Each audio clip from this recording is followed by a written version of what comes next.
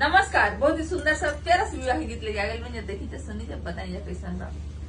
चांदा ऐसा ना डाला चमकताया वेला, चांदा ऐसा ना डाला चमकताया वेला, सूरज जैसा ना पराकाशाए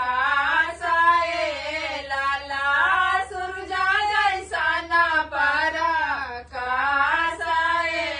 लाला, गंगा जैसा ना डाला उमड़ताया वेला, गंगा जैसा ना डाला उमड़ताया वेला, हनी हनी मारे लानी सानाए लाला, हनी हनी मारे लानी सानाए लाला, पाना ऐसा ना डाला पसारताया वेला, पाना ऐसा ना डाला पसारताया वेला, चमकताया वेला सोहागाए लाला, चमकताया वेला सोहागाए लाला, अपनी महलिया में से निकले ले कावाना समधी, अपनी